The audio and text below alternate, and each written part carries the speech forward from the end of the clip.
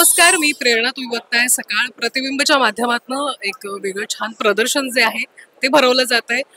प्रताप मुळीक असतील, मिलिंद मुळीक असतील यांच्या चित्रांचं प्रदर्शन अनेक कलाकार मंडळींनी हजेरी लावली आहे आणि इनॉग्रेशन झालंय. त्यांच्यासोबत आपण संवाद साधून अधिक माहिती जी आहे ती घेणार आहोत. खूप खूप धन्यवाद आणि स्वागत आहे तुमचं. आणि इतकी छान चित्र आम्ही बघतोय ज्या पद्धतीनं, काय तुम्ही डोक्यात थॉट होता त्याच्याबद्दल जर सांगितलं. एक्झिबिशन बद्दल थॉट म्हणजे काही नाही. ही आता गेल्या 2-3 वर्षातली माझी चित्र आहेत. फक्त यावेळेला फर्स्ट टाइम माझ्या वडिलांची चित्र, म्हणजे माय फादर पास्ट अवे ऑब्विसली, पण त्यांची पण चित्र मी पहिल्यांदा माझ्याबरोबर एक्झिबिट केलेली आहेत. So this was like my father's painting what ever I had few, आणि my recent work in 2-3 years time, that was the theme. आणि यांनी ते क्युरेट केलं होतं, आरती नाईट. So the thought you can ask her. तुम्ही सांगाल तर. The thought behind the reflection. So Pratibimb is the title which came to us instantaneously.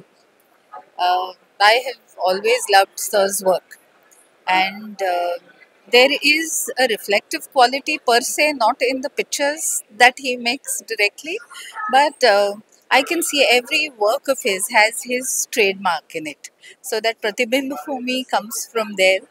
And when we spoke about taking Pratap Sir's work along with it and showing it after 4 decades, it just gave an even richer meaning to Pratibimb, because he, I think, is a reflection of Pratap Mulik sir, and a very good one of that.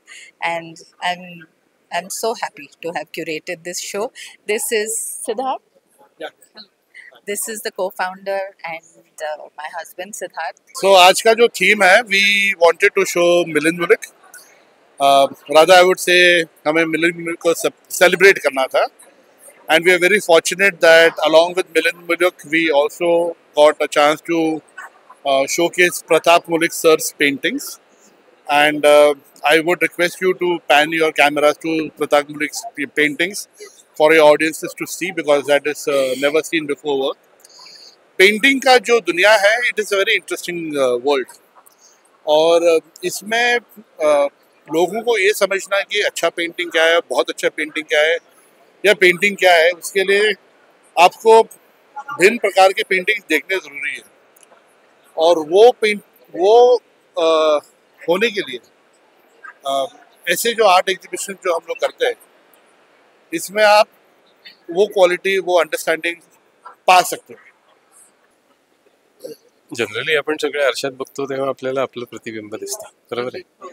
पण आता चित्रामध्ये थोडक्यात चित्र जी मी काढतो ती मी जे काही दृश्य बघतो किंवा जे काही जग बघतो त्याचं प्रतिबिंब माझ्या मनावर काय पडतं ते चित्रात असतं. म्हणून त्या चित्राचं नाव प्रतिबिंब.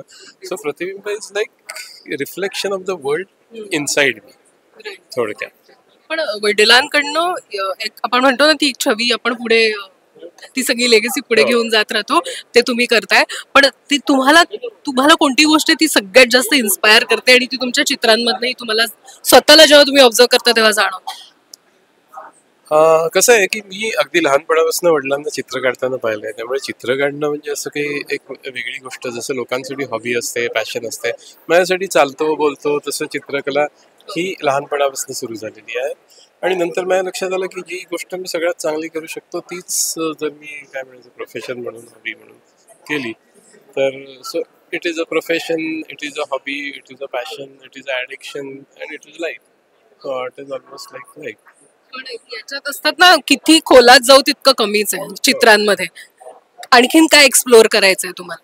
सी, त्याला अंत नसतो. म्हणजे एकदा तुम्ही खोलात शिरलात ना की इट इज लाईक काय ते अलिस इन वंडरलँडचं how deep down the rabbit hole, त्याच्यासारखं रोज रोज रोज काहीतरी नवीन सापडत जातं. ते तुम्हाला दिसणार नाही, पण माझ्यासाठी ते सापडत गेलेलं असतं ना.